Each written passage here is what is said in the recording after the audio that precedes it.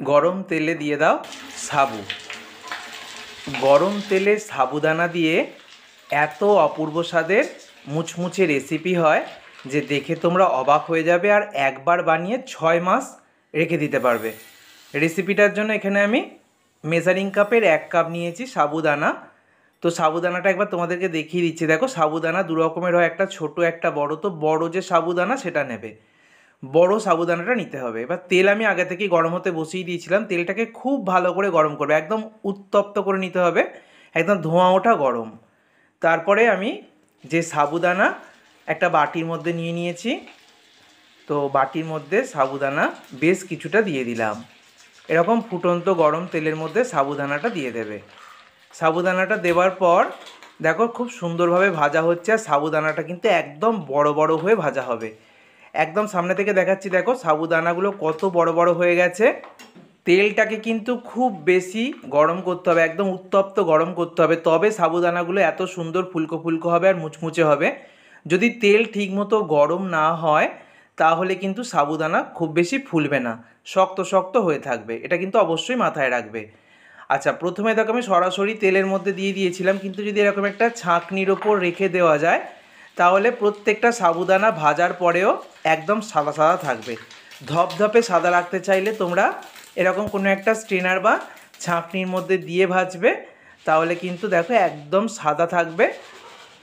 আর যদি তোমরা সরাসরি তেলে দাও অসুবিধা কিছুই নেই, দু একটা একটু লালচে কালার হতে পারে। এবারে আমি চীনাবাদাম ভেজে নিচ্ছি। চীনাবাদাম ভাজতে একদমই সময় লাগে না।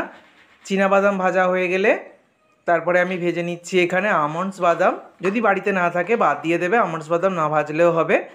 তারপরে আমি অল্প কাজু বাদাম ভেজে নিচ্ছি। কাজু বাদামটা মোটামুটি আমাদের সবার বাড়িতেই থাকে। যদি একদমই কিছু না থাকে তাহলে শুধু চীনাবাদাম ভেজে নেবে, আর যদি কাজু বাদাম থাকে অবশ্যই একটু কাজু বাদাম ভেজে তুলে নেবে। তারপরে আমি শুকনো লঙ্কা ভেজে নিচ্ছি, 4টে শুকনো লঙ্কা দিয়ে দিলাম। এগুলো একদমই ভাজতে বেশি সময় লাগে না, কয়েক সেকেন্ডেই ভাজা হয়ে যায়।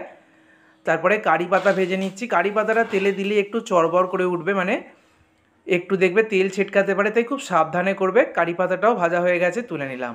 সব কিছু এরকমভাবে ভেজে নিয়েছি। তো দেখো যে সাবুদানাটা ভেজে নিয়েছি সেটাকে আমি একটা অন্য বোলের মধ্যে নিয়ে নিচ্ছি। আওয়াজ শুনেই বুঝতে পারছো কতটা মুচমুচে হয়েছে। তেলটা যদি খুব ভালো মতো গরম করা যায় তাহলে অনেক বেশি ফুলকো ফুলকো হবে আর একদম মুচমুচে হবে। তেল যদি গরম ঠিকঠাক না হয় তাহলে কিন্তু পারফেক্ট হবে না, এটা কিন্তু বারবার আমি বলে দিচ্ছি। এবারে ভেজে রাখা আমন্ডস বাদাম, কাজু বাদাম, চীনা বাদাম, শুকনো লঙ্কা সবই দিয়ে দিচ্ছি। বাড়িতে একটু ডালমুট ভাজা ছিল সেটাও দিয়ে দিলাম।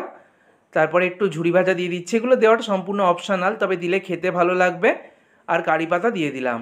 এবারে মশলার মধ্যে দিয়ে দেবো চাট মশলা, এটা অবশ্যই দিতে চেষ্টা করবে। চাট মশলার পরে একটু কাশ্মীরি লাল লঙ্কার গুঁড়ো দিলাম, এতে ঝাল হবে না, কালারটা খুব সুন্দর আসবে। আর একটু আমচুর পাউডার দিলাম, আমচুর পাউডার যদি না থাকে বাদ দিয়ে দেবে। সব কিছুকে ভালো করে মিশিয়ে নিচ্ছি। একদম মুচমুচে তৈরি হয়ে গেল সাবুদানার চানাচুর বা সাবুদানা ফ্রাই। দেখো কত সুন্দর দেখতে হয়েছে। তো এরকম ভেজে তোমরা কোনো এয়ারটাইট কন্টেনার বা কাচের পাত্রের মধ্যে 6 মাস পর্যন্ত রেখে দিতে পারবে। আর যখন খাবে তখন কিন্তু লবণটা মেশাবে।